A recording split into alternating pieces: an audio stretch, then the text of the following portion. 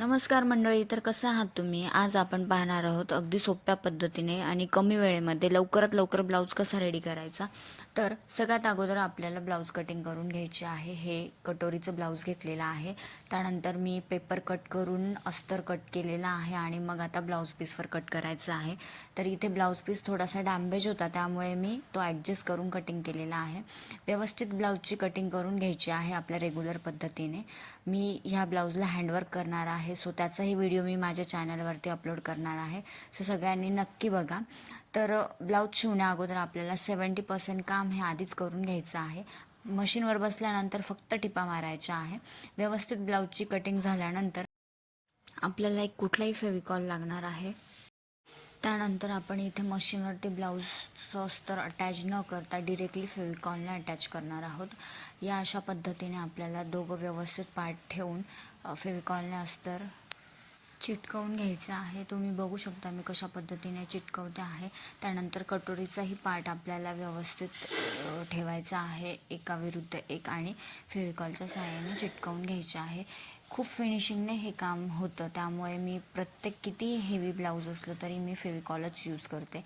अगदी ही पैठणी आहे हेवी क्वालिटीची, तरीही मी इथे फेविकॉल यूज केला आहे. त्यानंतर व्यवस्थित चिटकवून झाल्यानंतर कुठलाही टाईम लावायचा नाही आहे ते वाळवण्यासाठी. त्यानंतर व्यवस्थित एक्स्ट्राचं फॅब्रिक कट करून घ्यायचं आहे, साईड पीसचं आणि कटोरीचं. त्यानंतर तुम्ही याच्यावरती तुम्हाला वाटत असेल थोडा फिनिशिंगचा विषय, तर तुम्ही प्रेसही फिरवू शकता, पण त्याची काही गरज नाही आहे. इथे अगदी फिनिशिंगमध्ये व्यवस्थित अस्तर चिटकल्या जातं.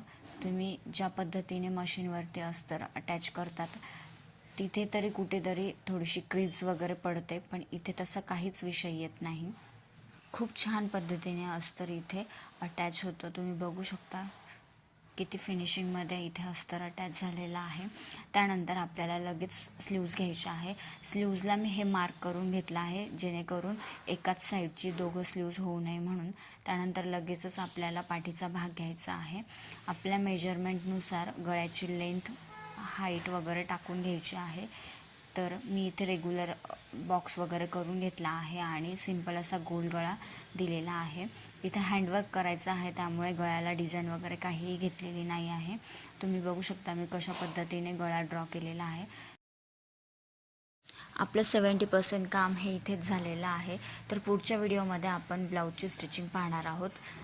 भेटूया नेक्स्ट पार्टमध्ये. व्हिडिओ आवडल्यास लाईक करा, शेअर करा, सबस्क्राईब करा. Thanks for watching.